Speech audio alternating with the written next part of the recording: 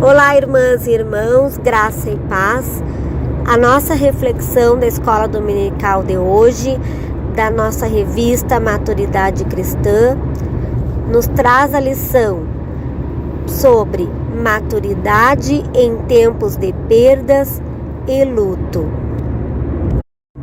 O texto bíblico que iremos ler se encontra no Evangelho de Lucas, capítulo 7. Vamos ler do versículo 11 até o versículo 17. Nos diz assim o texto bíblico: Logo depois, Jesus foi a uma cidade chamada Naim, e com ele iam os seus discípulos e uma grande multidão. Ao se aproximar da porta da cidade, estava saindo o enterro do filho único de uma viúva. E uma grande multidão da cidade estava com ela. Ao vê-la, o Senhor se compadeceu dela e disse: Não chore. Depois aproximou-se e tocou no caixão, e os que o carregavam pararam. Jesus disse: Jovem, eu digo, levante-se. O jovem sentou-se e começou a conversar, e Jesus o entregou à sua mãe. Todos ficaram cheios de temor e louvavam a Deus. Um grande profeta se levantou dentre nós, diziam eles. Deus interveio em favor do seu povo. Essas notícias sobre Jesus espalharam-se por toda a Judéia e regiões circunvizinhas. A pandemia gerou muitas crises e perdas, sendo a pior delas a de milhares de vidas em todo o mundo. Outras perdas também aconteceram neste tempo: empregos, a possibilidade de convivência presencial, projetos, sonhos e, para muitas pessoas, a alegria de viver. Um misto de tristeza, incerteza, impotência tomou conta de muita gente. A pandemia nos tomou de surpresa, gerando diversas crises, e quando nos demos conta, já chorávamos as nossas próprias perdas, nossas dores e tristezas, ou também nos solidarizávamos com quem sofria. Assim, vamos pensar nessa lição sobre perdas e lutos que nos sobrevêm sem deixar de refletir sobre as possíveis estratégias de superação, mediante a fé em Jesus. Esta lição, que tem o título Maturidade em tempos de perdas e lutos, nos fala sobre a história da viúva de Naim. Para as mulheres na época de Jesus, a viuvez lhes trazia vulnerabilidade social, situação que se intensificava também com a morte do seu único filho. Para as viúvas, os filhos eram uma garantia de sustento. Além da imensurável dor emocional, perder o único filho significava ter também o seu futuro e sustento comprometidos. Na época de Jesus, os enterros aconteciam fora da cidade, porque os mortos eram considerados impuros. Os funerais contavam com a presença de mulheres carpideiras e com músicos que puxavam o cortejo. Foi na porta de Naim que tudo mudou. Lá aconteceu o encontro de duas multidões, a que vinha com Jesus na direção de Naim, escutando seus ensinamentos e conhecendo seus feitos, e a que vinha chorando e sofrendo com a viúva para enterrar o corpo fora da aldeia. Kátia Rejane Sassi, em 2016, chamou essas peregrinações de Caminhada da Vida, protagonizada por Jesus, e Caminhada da Morte, protagonizada pela mulher, agora mãe e viúva. O encontro da Caminhada da Vida com a Caminhada da Morte se deu na porta de Naim. Este nome, na sua origem hebraica, traz ideia de lugar agradável, aconchegante e tranquilo. Ao se deparar com a caminhada da morte, quem caminhava pela vida precisou parar. pois foi isso que Jesus, que a liderava, fez. Ele parou, se comoveu e falou com aquela mulher, dizendo: "Não chores." Essa expressão era mais que um convite para secar as lágrimas ou reter a dor. Jesus não se limitaria a pedir a uma mãe que cessasse seu choro diante da morte de um filho. Ele mesmo chorou a morte de seu amigo Lázaro. A fala do Cristo estava imbuída de empatia. Ele se comoveu e se movimentou em direção àquela mulher. Se colocou no caminho da morte e interrompeu o seu movimento. Ao tocar no esquife, Jesus também destinou uma palavra para o jovem. Ele disse: "Levanta-te." Diante da ordem, o jovem sentou-se e começou a falar. Jesus devolveu o filho e a possibilidade de futuro para aquela mulher.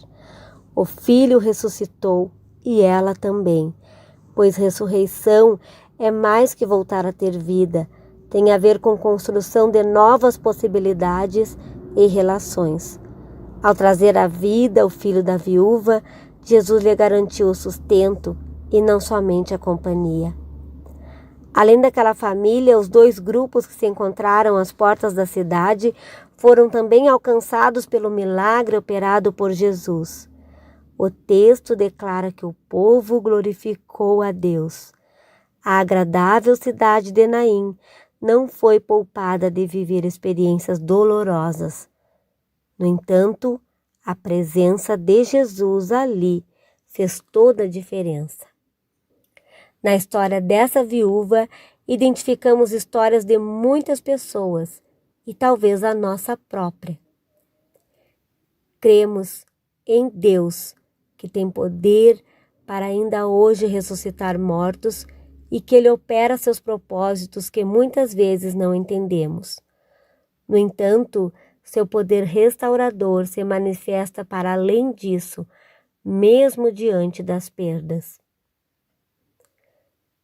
Essa história, a história da viúva de Naim, nos lembra importantes lições. Nos lembra que ninguém está livre da vivência do luto e das perdas.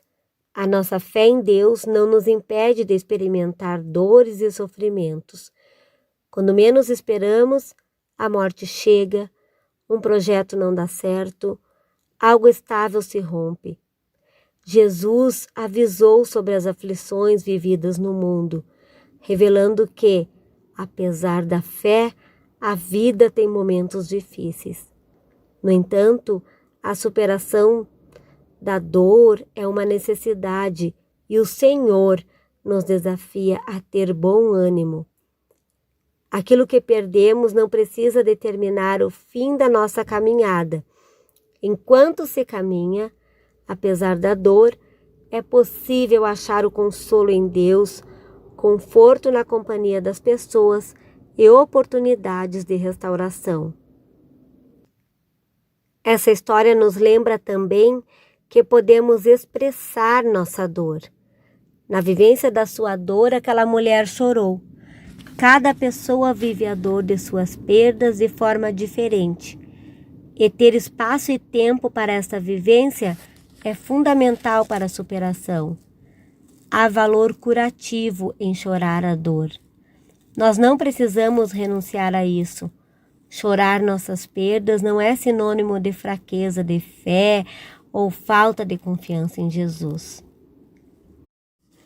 Também aprendemos que há consolo em tempos de perda e luto. Compartilhar a dor com quem amamos e com quem nos ama ajuda a caminhar em tempos difíceis.